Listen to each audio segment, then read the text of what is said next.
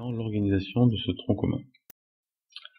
Je commencerai par une introduction générale, situant quelques-unes des découvertes qui ont conduit à l'utilisation des rayonnements ionisants.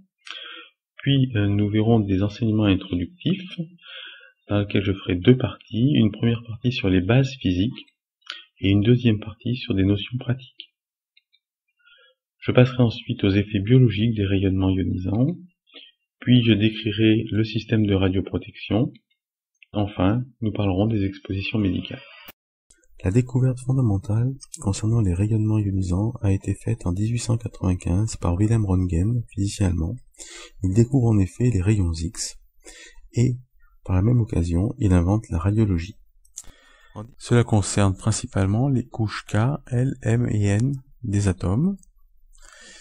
Une fois que l'effet photoélectrique a eu lieu, l'atome est excité et il va y avoir un réarrangement pour retourner à un état stable. Ainsi, dans l'effet photoélectrique, si l'on prend un photoincident, il va y avoir interaction avec un électron du cortège électronique. À la suite de cette interaction, le photon va disparaître et il va avoir transféré toute son énergie au photoélectron qui va, lui, emmener cette énergie à l'extérieur de l'atome. À nouveau, les paramètres d'optimisation au scanner seront donc la longueur exposée, les kilovolts, les masses et le pitch. Donc pour une irradiation en coupe jointive, on aura la même quantité d'irradiation qu'une exploration avec un pitch plus important, mais sur une longueur explorée plus large aussi.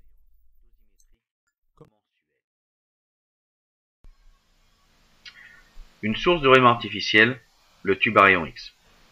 Ce dernier constitue d'une cathode ou d'un filament, d'une anode en cuivre sur laquelle est placée une cible pouvant être en molybdène, tungstène ou rhodium. Le tout se trouve dans une enceinte de verre, munie d'une fenêtre, par laquelle sortira le rayonnement X voulu et dans laquelle règne un vide parfait. La quantité de rayonnement diffusé est plus importante au niveau de l'entrée du faisceau primaire dans le patient. De ce fait, il est important de faire attention à notre position par rapport à l'angle de diffusion du rayonnement venant du patient. Voyons maintenant l'impact du position des moniteurs vidéo.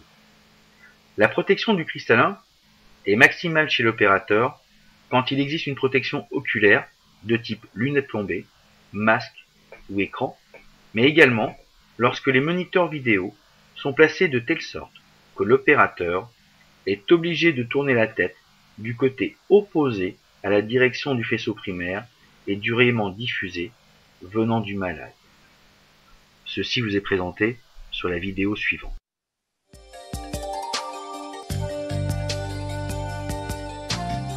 Des prescriptions particulières s'appliquent à la construction des salles où sont utilisés les rayons X.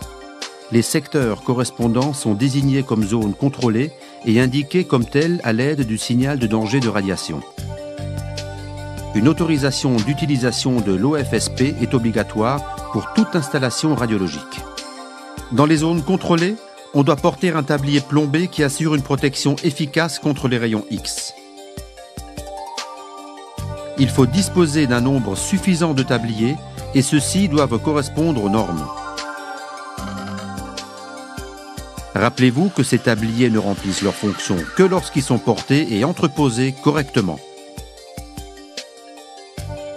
Le dosimètre doit être porté sous le tablier au niveau de la poitrine.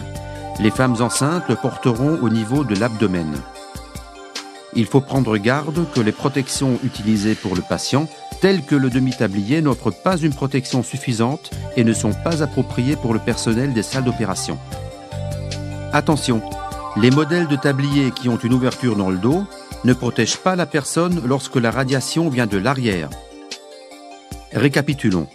Dans les zones contrôlées, un tablier de protection correctement porté est obligatoire.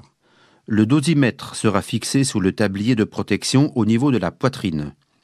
Les tabliers de protection utilisés par le patient ne sont pas appropriés pour le personnel des salles d'opération. Celui qui porte un tablier avec la partie dorsale ouverte doit toujours avoir le regard en direction de la source.